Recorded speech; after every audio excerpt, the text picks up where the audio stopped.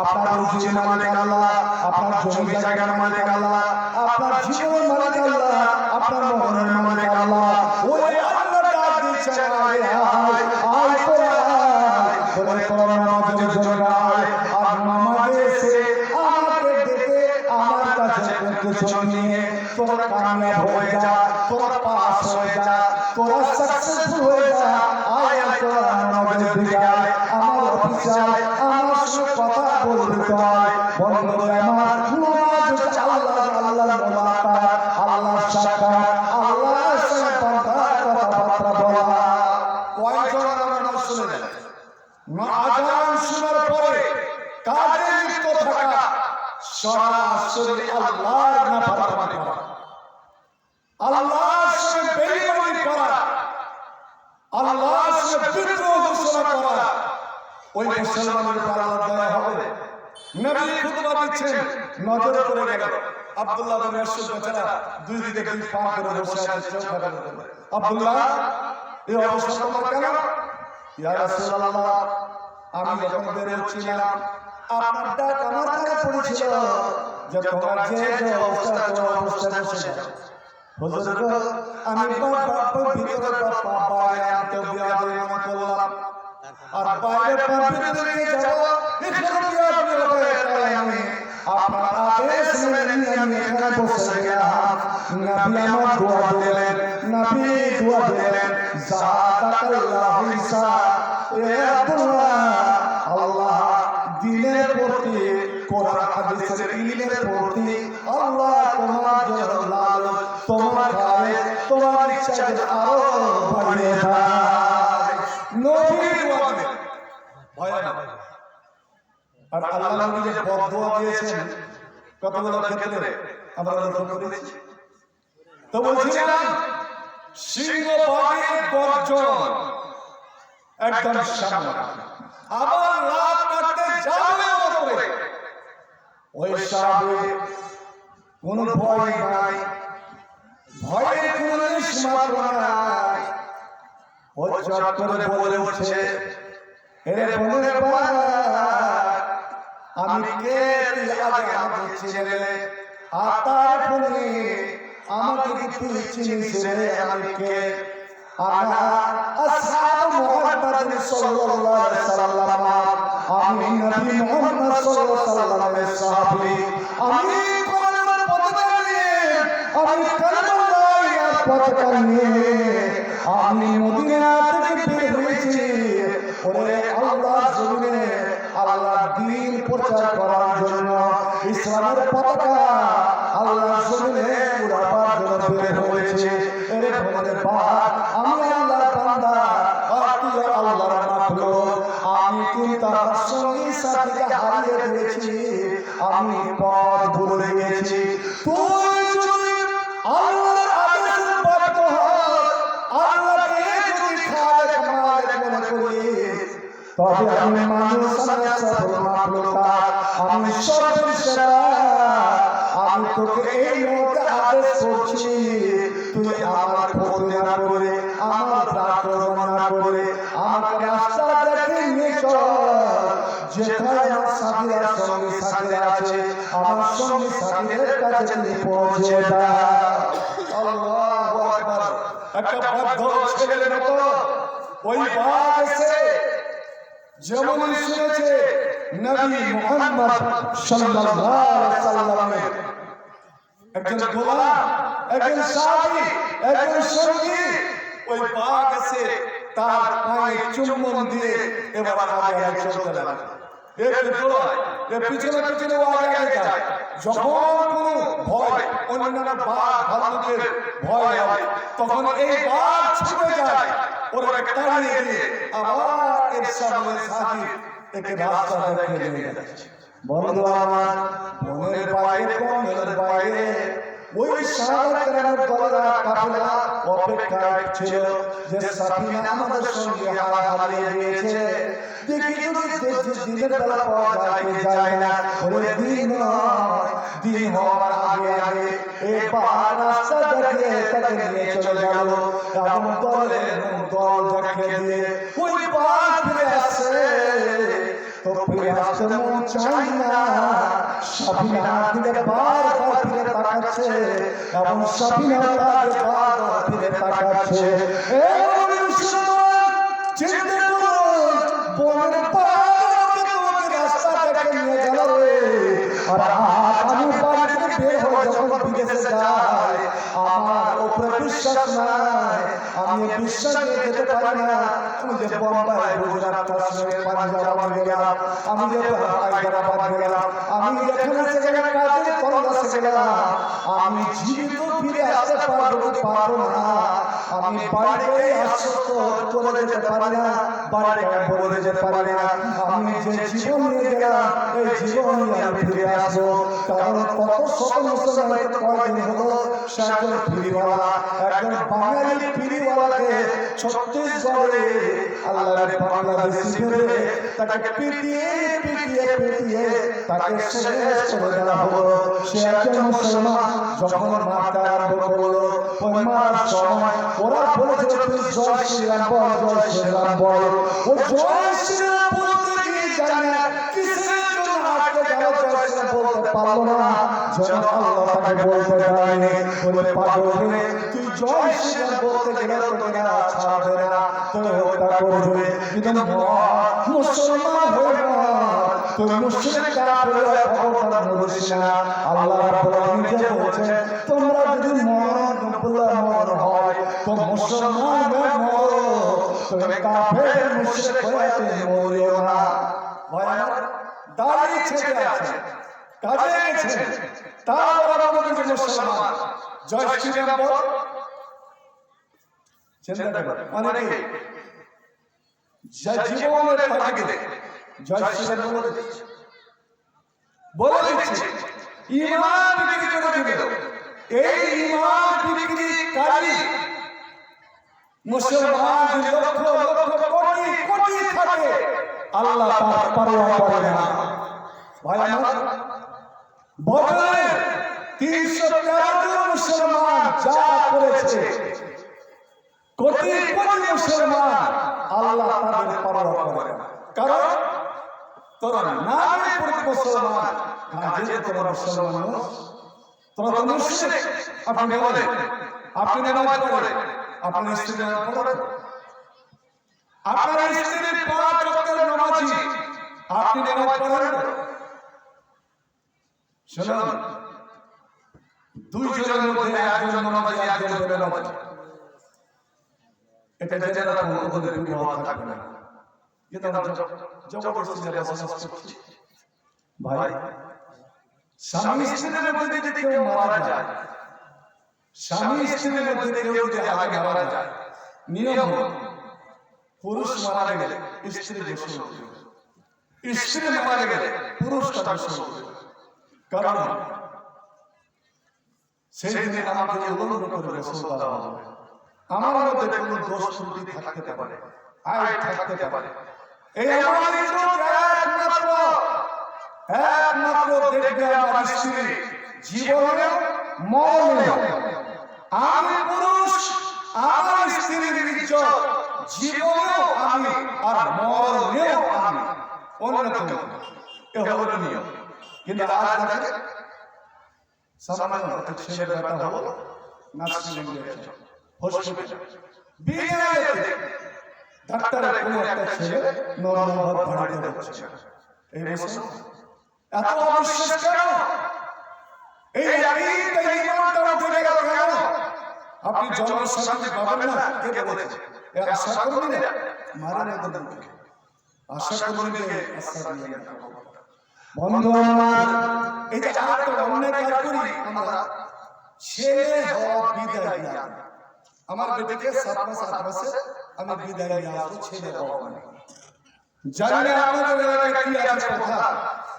আমাদের এলাকাতে আল্লাহ, আমার বেটিকে যদি আমি বিদায় আনতে যাই ছেলে হওয়া মানে, তো চাল ডাল খাসি গরু যত কিছু, এমনকি খাওয়ার পাতা পানি সালাদ কাঠিটা নিয়ে যেতে, সালাদ এটা আপনাদের বানাতে চাল বানাতে কি আল্লাহ এর যে বেদাত, এর যে হারাম কাজ ইসলামে আছে না। শুনেন, যারা বেদাতে লিপ্ত ওরা হলো আল্লাহর নবীর দুশমন।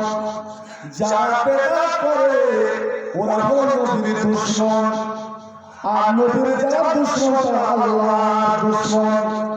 ওরে নবীর বেটি ছিল না, নবীর একটা বেটির কাছে তোকে দুনিয়ার সমস্ত বেটি বিক্রি হয়ে যাবে। এক ফাতেমার কাছে আল্লাহ আল্লাহ চিরে সমস্ত জান্নাতের সরদার নিয়ে নবীকে ফাতেমা বিয়ে দেননি।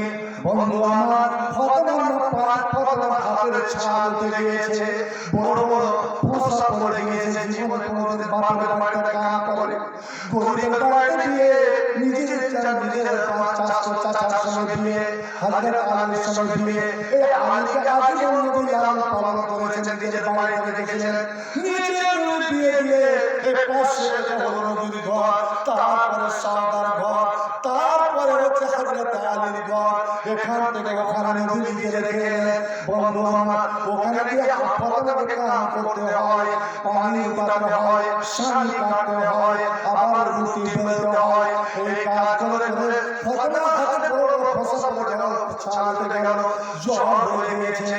হযরত আলী বলছে, ফাতেমা তুমি রাসূলের কাছে যাও, তোমার আব্বার কাছে যাও, একটা কাজের মেয়ে তুমি চেয়ে আনো।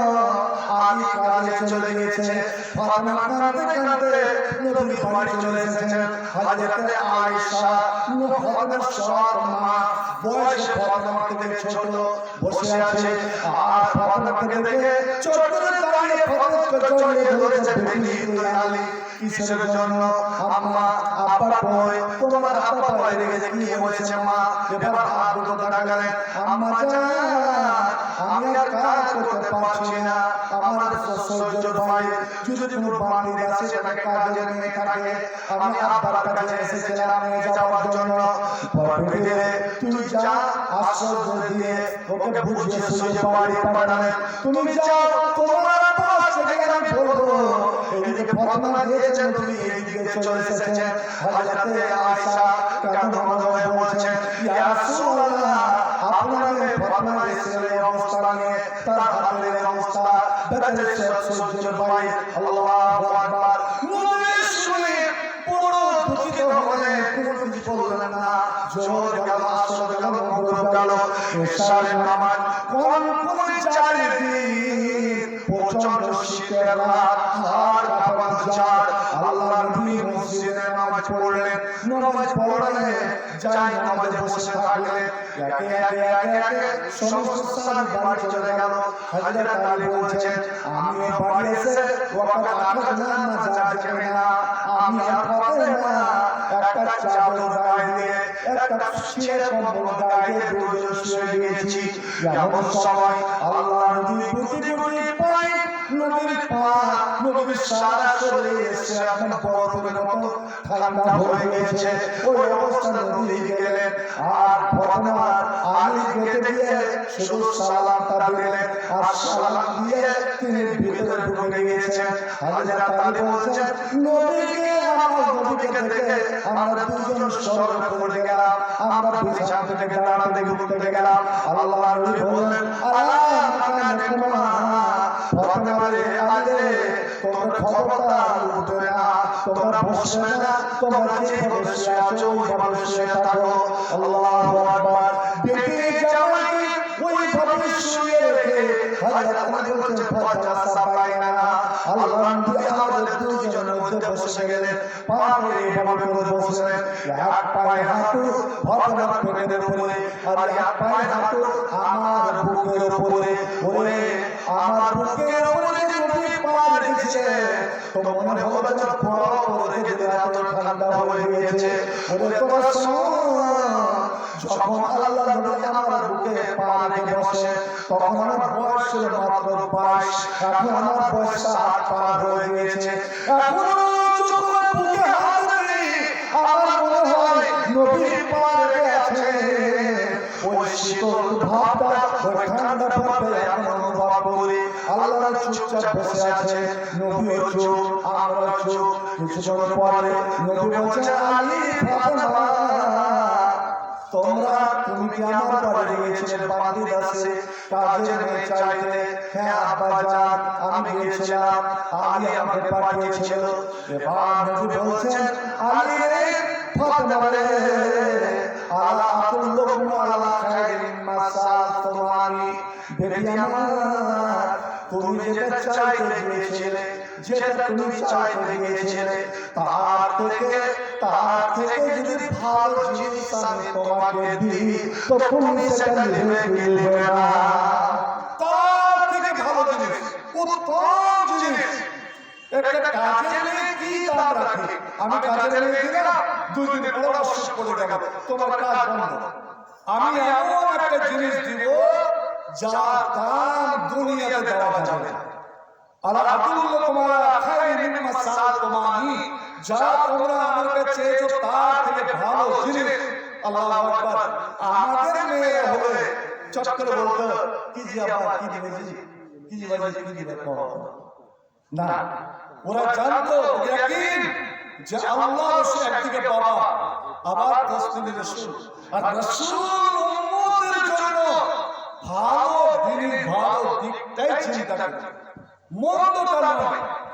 ভাই আমার, আমরা বলবো আল্লাহ নবী বললেন আলী ও ফাতেমাকে, ইজা আওয়াইতুম ইলা ফিরাশিকুমা, যখন তোমরা স্বামী স্ত্রী বিছানায় শুতে আসবে তখন তোমরা দুজন সুন্দর করে উযু করে নিও।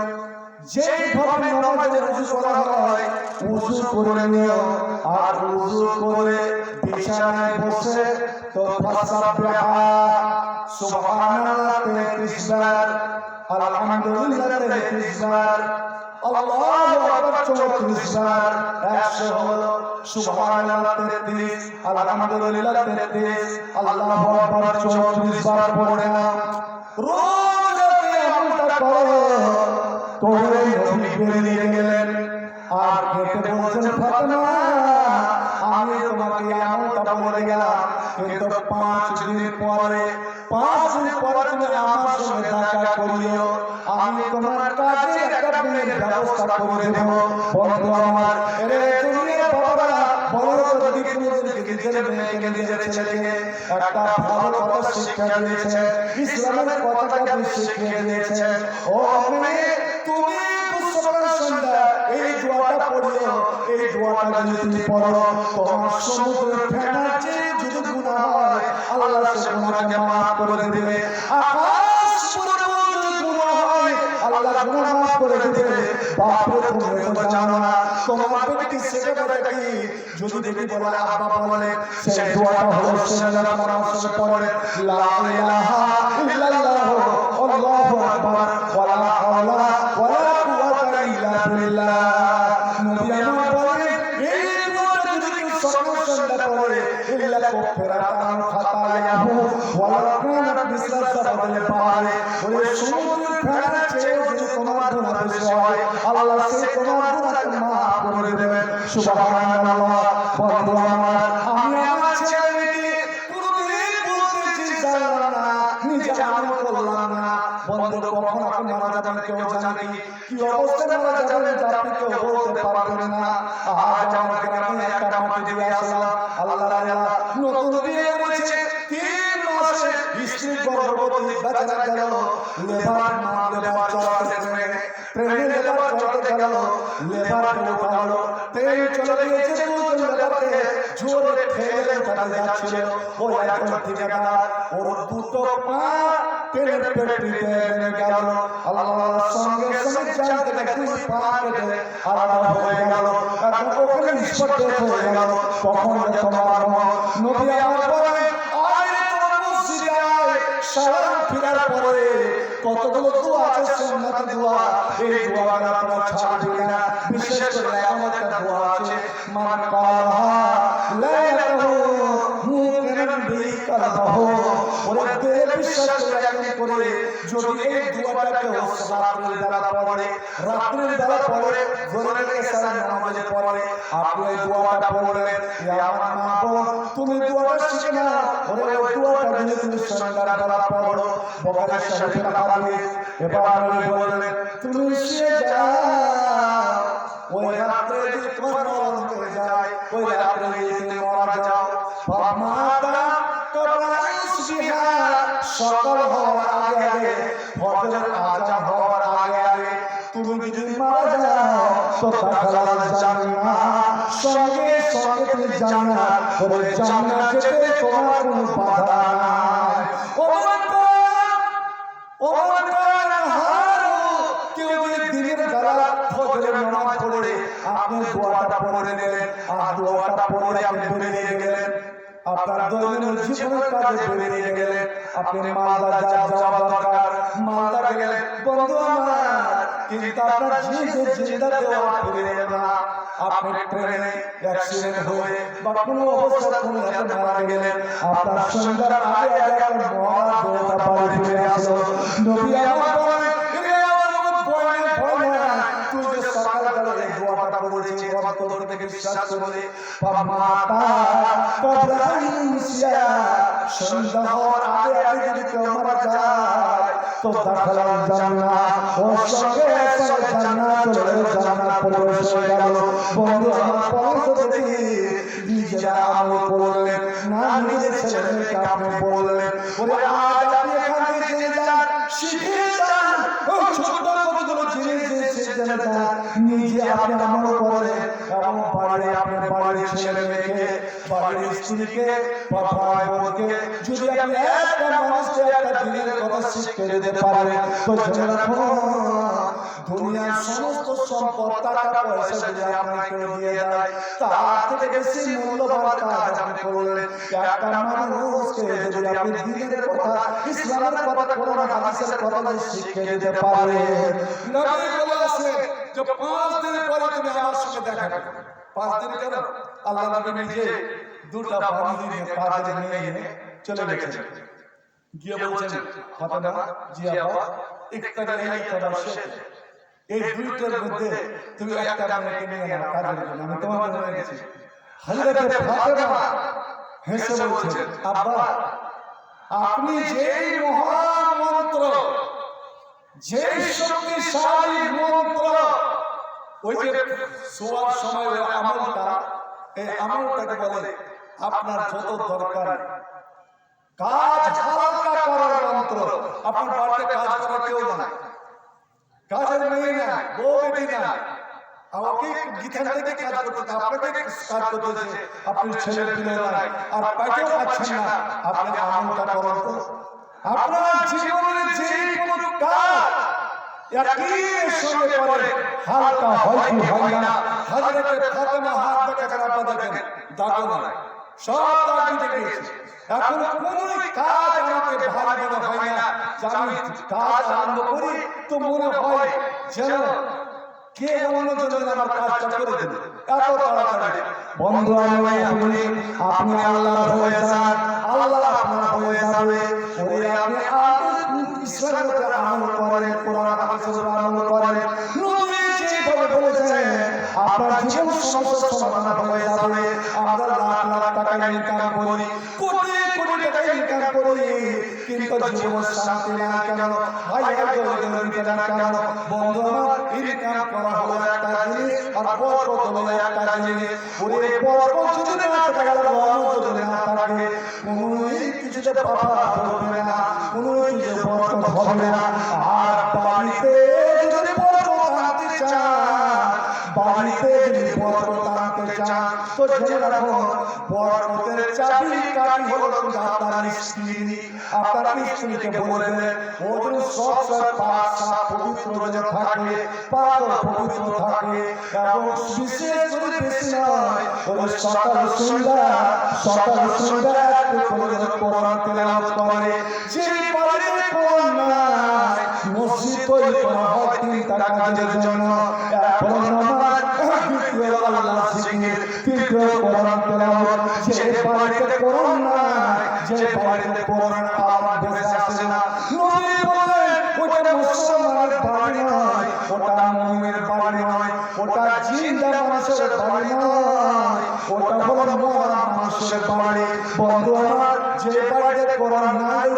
শয়তান বসবাস করে। যে বাড়িতে কোরআন পড়া হয় ওই বাড়ির ত্রিসীমানায় শয়তান যায় না, শয়তান যেতে পারে না, কারণ ওই বাড়িতে আল্লাহর ফেরেশতা, আর আল্লাহর ফেরেশতা যেখানে থাকে ওখানে হয় আল্লাহর রহমত, আর আল্লাহর রহমত যেখানে বর্ষণ হয় বন্ধু আমার সেখানে শয়তান কোনোদিন প্রবেশ করতে পারবে না। এই জন্য দাজ্জাল কিয়ামতের আগে বের হবে, 40 দিনের মধ্যে সারা পৃথিবী বিচরণ করবে, কোন গ্রামগঞ্জ বাকি থাকবে না, সব জায়গায় যাবে। কিন্তু বলেন তো দুনিয়াতে দুটা জায়গা আছে, ওই দুই জায়গায় দাজ্জাল যেতে পারবে না। কোন দুটো জায়গায় যাবে বলেন তো? আপনারা বলেন তো? মক্কা এবং মদিনা। এই মক্কাতে কোরআন আরম্ভ হয়েছিল মক্কায়, আর মদিনাতে কোরআন শেষ হয়েছিল। বন্ধুরা এই দুটো কোরআনের মার্কাজ, এই জন্যই সেই দিন মদিনার যতগুলো গেট, মক্কার যতগুলো গেট, ওই প্রত্যেকটা গেটে দুইজন করে ফেরেশতা পাহারা দেবে। ফেরেশতাকে দেখে দাজ্জাল শুনে এমন ভাবে বলতে লাগবে, এমন ভাবে বলতে লাগবে যে নবী বলেছেন যেমন লবণে পানি ঢেলে দিলে লবণ ধরে যায়, ওইভাবে দাজ্জালের শরীরে কাপড় ধরে যাবে। দাজ্জাল থরথর করে কাঁপতে লাগবে। বন্ধু আমার নবী বললেন তোদের কোন এলাকার মুমিন মুসলমানেরা, এই কোরআনে এমন একটা সূরা আছে, ওই সূরাটা বাড়ির বউ বেটিরা, বাড়ির ছেলেমেয়েরা যদি ভাগ করে ওই সূরাটা তেলাওয়াত করে, ওরা আমল যদি করে নেয়, প্রত্যেকদিন সূরাতে এই সূরাটা পড়বো, হয় গোটা সূরা পড়বো বা কিছু অংশ পড়বো। আমি সারা গোটা সূরা পড়তে পারি, আমি দু-তিন রুকু পড়বো, আপনি গোটা সূরা পড়বেন বা দু-তিন রুকু পড়বেন, শুরু থেকে পড়বেন বা মধ্য থেকে পড়বেন বা শেষ থেকে পড়বেন। আমার নবী বললেন আইনা শাইতান ইয়ানফিরু মিনাল বাইতিল্লাযী তুকরা ফিহি সূরাতুল বাকারা, যে বাড়িতে সূরা বাকারা তেলাওয়াত করা হলো ওই বাড়ির ত্রিসীমানায়, ওই বাড়ির পুরান মাটিতে শয়তান নাপাক পড়বে না। শুধু শয়তান নয়, ওই সূরার মধ্যে এমন দুটি আয়াত আছে, নবী যখন মেরাজে গেলেন আর মেরাজ থেকে যখন ফিরে আসছেন, আমার আল্লাহ তার হাবিবকে বলেছিলেন, হাবিব রে তুমি আমার কাছে এসেছিলে, আমার কাছ থেকে তুমি তিনটা উপহার নিয়ে যাও তোমার উম্মতের জন্য। একটা উপহার আমি সূরা থেকে দুটো আয়াত তোমাকে দিলাম। আল্লাহু আকবার। জানি না আল্লাহ সুর কেমন, আল্লাহ নিজের জালালের সুরে আমার নবীকে ওই দুটো আয়াত পড়ে শোনালেন। যা এই দুটো আয়াত তোমার জন্য এবং তোমার উম্মতের জন্য, তুমি তাদেরকে বলে দিবে মান তারা মালায়াতান কাফাতাহু। এই দুটো আয়াত কেউ যদি রাতে পড়ে শুনে যায়, দুটো আয়াত পড়তে বেশি সময় লাগবে না, আপনি ভোরে থেকে পড়বেন মাত্র 2 থেকে 3 মিনিট, 2 থেকে 3 মিনিট, আড়াই মিনিটের মধ্যে শেষ হয়ে যাবে। এই 2 মিনিট দুটো আয়াত পড়লে আল্লাহ বলেন কাফাতাহু। কেউ যদি সারা রাত বসে বসে কোরআন তেলাওয়াত করে, আমি প্রত্যেকটা হরফে 10 করে লিখে দিতাম। সারা রাত আমি ওকে লিখে দিতাম, এ আমার বান্দা, এ আমার বান্দি, এ দুটো আয়াত পড়তে শুয়ে যা, সারা কোরআন পড়া লিখি আমার কাছ থেকে তুই নিয়ে চলে যা। একবার বলা যাবে সুবহানাল্লাহ।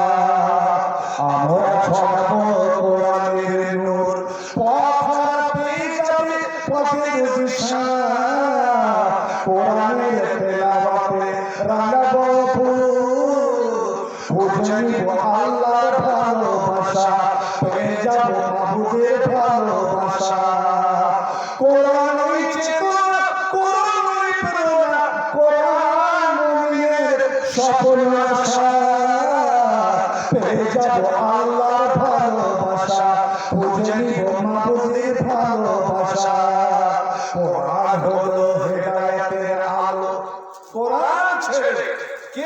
অবশ্যই পথ পাবে।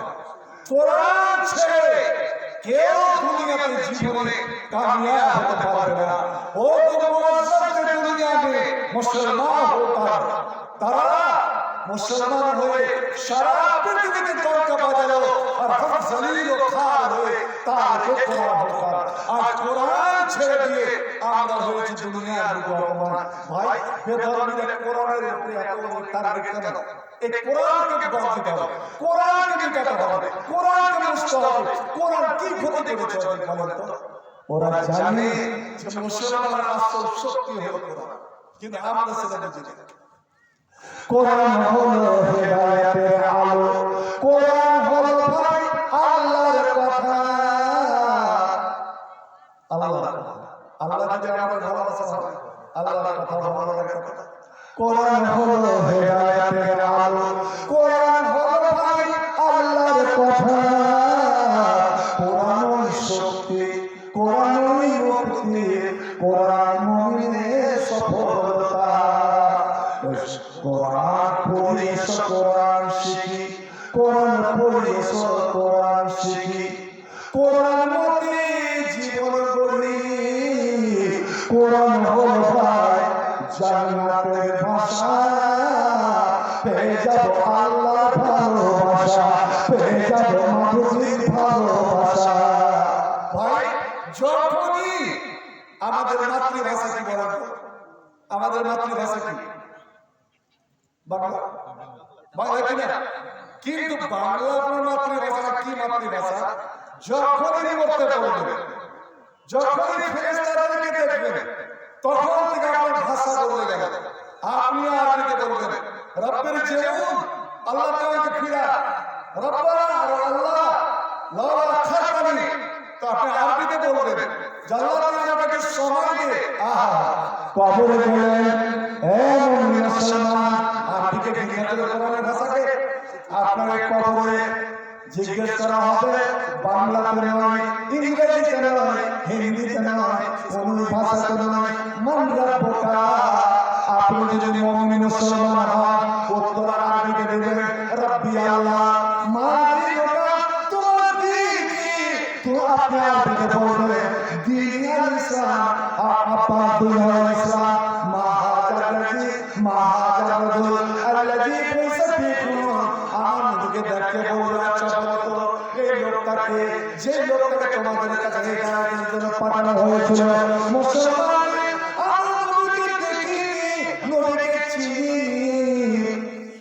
আমাদের আজ থেকে 1450 বছর পার হয়ে গেল, কিন্তু আপনি যদি আজকে মারা যান আর আপনি যদি ঈমান নিয়ে মারা যান, আপনি নবীকে দেখেননি বলে, কিন্তু যখন ফেরেশতা জিজ্ঞেস করবে বলো ওই লোকটাকে যাকে হিদায়াতের জন্য পাঠানো হয়েছিল, আপনি বলবেন হাজা রাসূলুল্লাহ মুহাম্মাদুর রাসূলুল্লাহ সাল্লাল্লাহু আলাইহি ওয়াসাল্লাম। এর মানে হলো ওরে আমার নবীকে অন্তরের চোখ দিয়ে দেখতে হবে।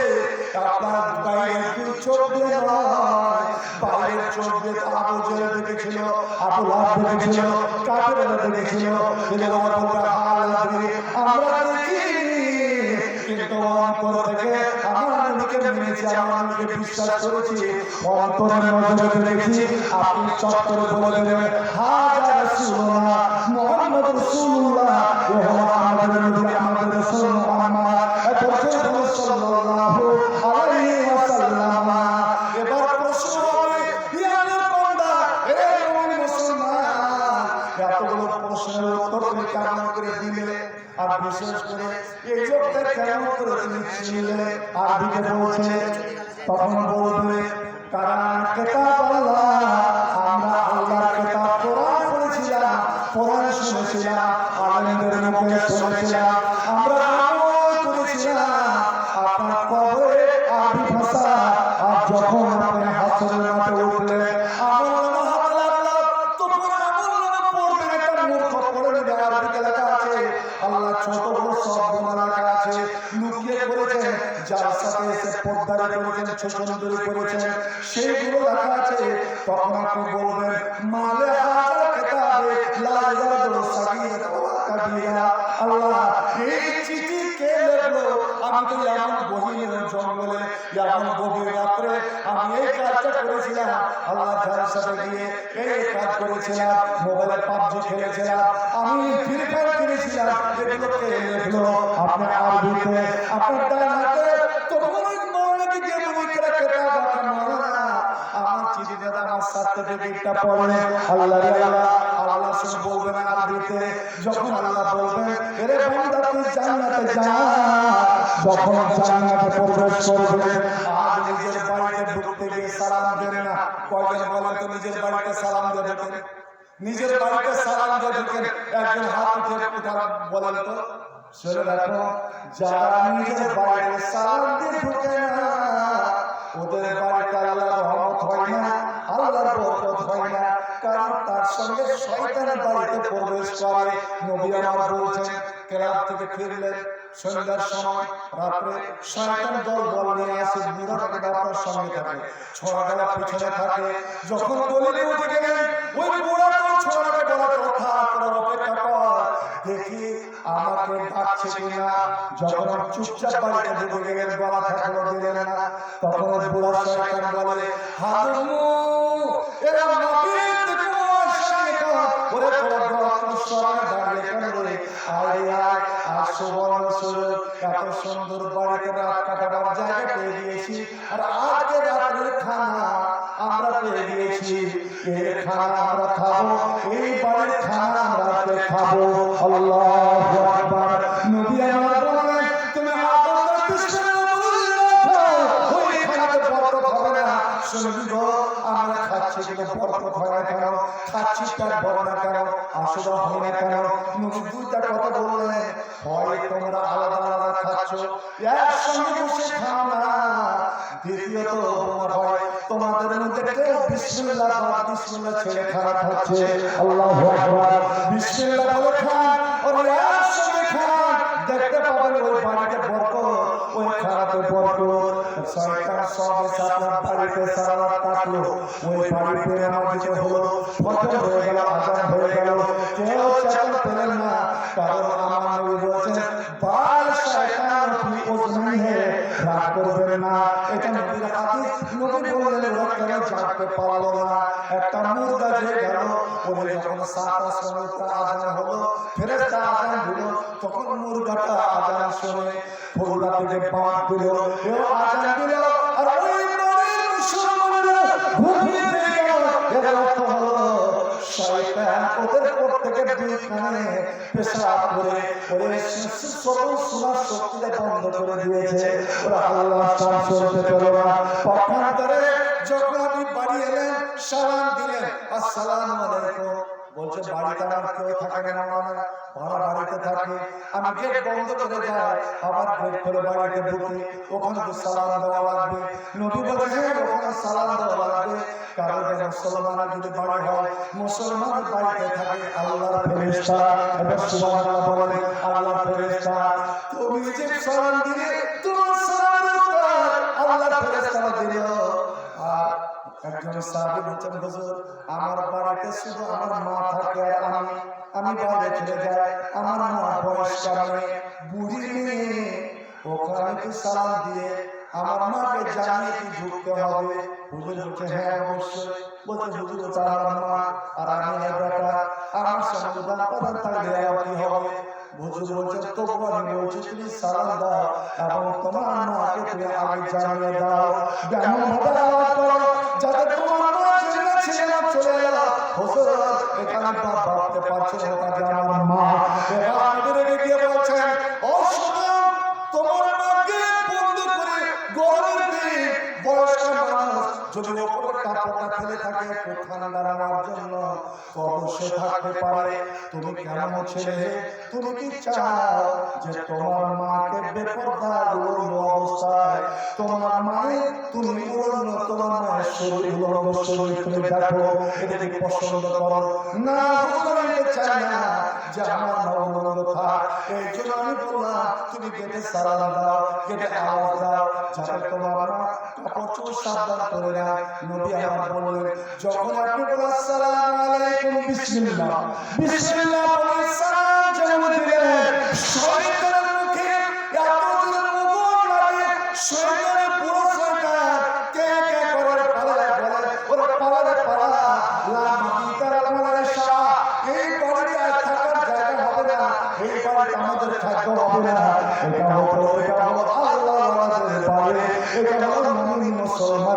বাড়ি।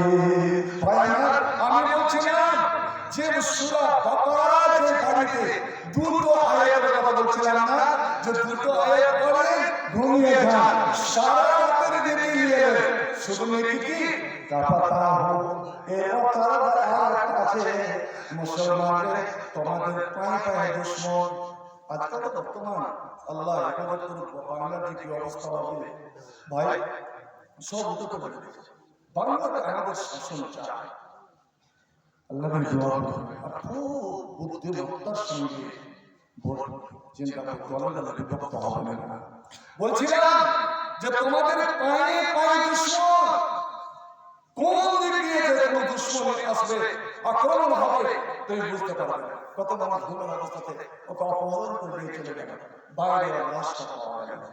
আপনার বাড়িতে হঠাৎ ডাকাত পড়ে গেল, চুরি হয়ে গেল, আপনি ব্যাগ থেকে টাকা উঠে গেছেন, কালকে আপনি কলকাতা যাবেন, বড় একজন ব্যবসায়ী, আপনি মাখনার চাষ করেন, টাকাটা নিয়ে রেখেছেন, ভাইয়া 2 নম্বর ধান্দা বাজারে জানতে পেরেছেন, আজ আপনার বাড়িতে আক্রমণ হলো। নবী বলছেন তুই বিশ্বাস একই করে এই 2 আয়াত পড়ে শুয়ে গেল। দেখি তো কোন ডাকু, কোন লম্পট, কোন চোর, কোন শয়তান, ভক্ত শয়তানের দল তোর বাড়িতে তোর মাটিতে পা দিয়ে দেয়। মুসলিম শরীফের হাদিস, আল্লাহ বলছেন আমি হয়ে যাব ওই বাড়ির নিগহবান, আমি হয়ে যাব ওই বাড়ির রক্ষক, আমি তার গেটে আমি ফেরেশতাকে পহরা বসিয়ে দেব।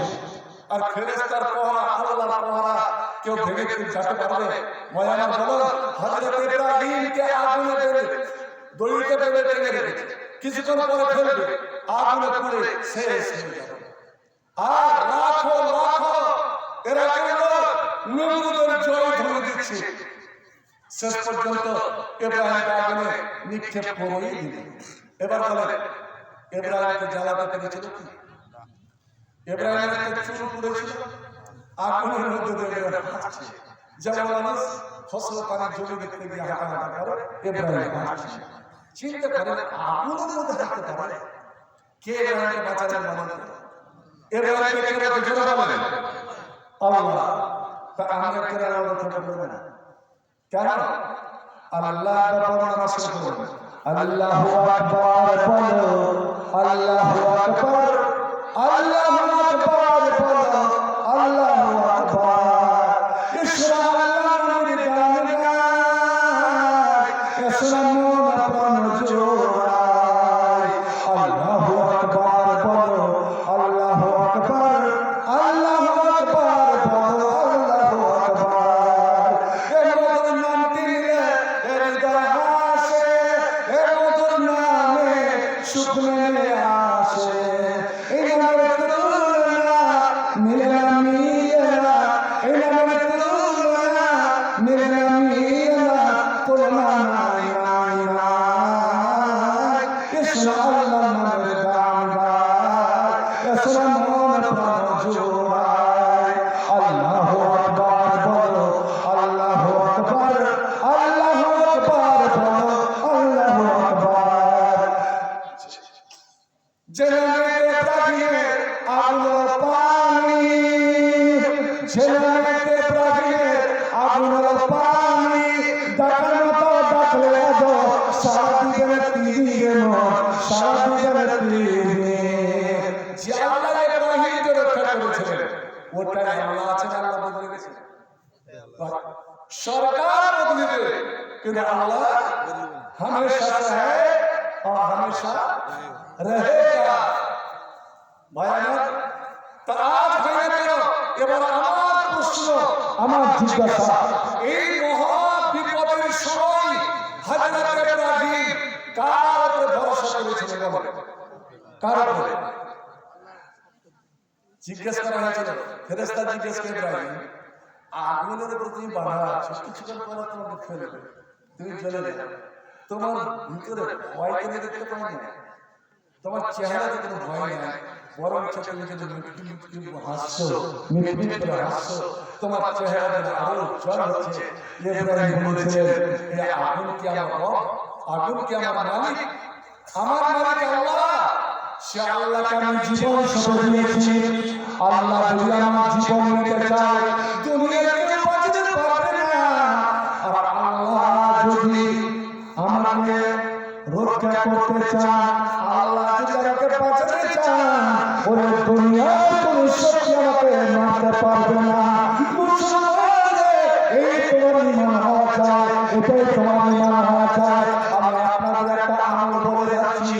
আপনি কাটিয়া গেলেন, মালদা গেলেন, আপনি দিল্লি কোথাও গেলেন, আমার ছেলেরা তোমার কাজের ক্ষেত্রে যাও, তোমার বিপদে পড়ে গেলে তোমাকে 10-12 জন শত্রু ঘিরে নিয়েছে, আর সবাই অস্ত্র তোমাকে জয় শ্রীরাম বলাবে না, বললে তোমার জীবন চলে যাবে। তুমি ঘাবড়াবে না।